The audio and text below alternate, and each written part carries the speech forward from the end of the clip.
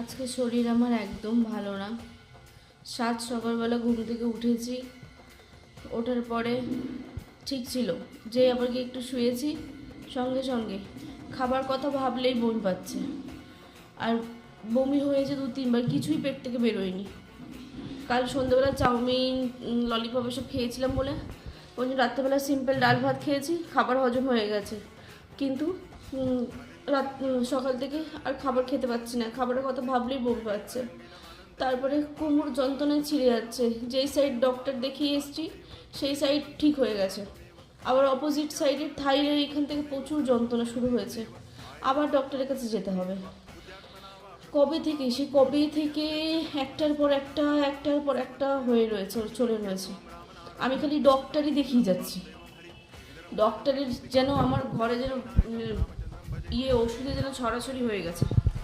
আজকে এই ওষুধ তো কালকে ওই ওষুধ, আজকে মাথা যন্ত্রণার ওষুধ তো কালকে কোমর ব্যথার ওষুধ, তো পরশুদিন জ্বরের ওষুধ তো পরশুদিন এইটার ওষুধ। এইটা আমার যে লাগলো অলমোস্ট ঠিক হয়ে গেছে, সামান্য ব্যথা একটু হালকা আছে। আজকে সকাল থেকে সমস্ত কাজকর্ম রাজ করেছে, ও করে এখন কাজে গেছে 12টার সময়। মামুনি নেই, মামুনি কাজে গেছে, দুজনে মিলে। তো মামুনি বললো যে আমি চলে আসছি। আমার মামুনি একটা কাটাতে কাজ করে, তো ওখানে প্রিন্টিংয়ের কাজ আছে। তো যাই হোক, বললো তোকে কিছু করতে হবে না, খাবারটা বানাতে হবে না, আমি এসে বানাবো। আমি 3-3:30 মধ্যে চলে আসবো, রাজও আসবো ওরকম 4টের মধ্যে।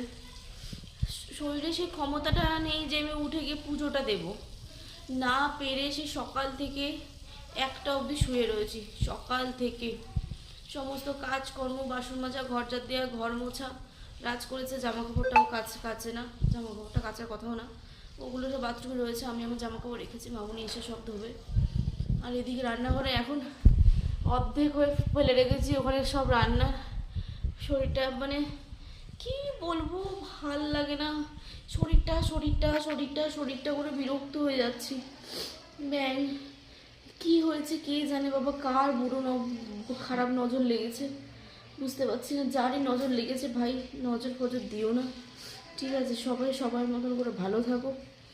আমি তো কারো লাইফে গিয়ে কোনো খারাপ কিছু করছি না, কেউ প্লিজ আমার জন্য খারাপ করো না, এটা আমার জন্য সবার কাছে আমার জন্য রিকোয়েস্ট। ভালো লাগছে না, চোখ মুখের অবস্থা পুরো খারাপ হয়ে গেছে। যাই হোক, সবাইকে রাধে রাধে।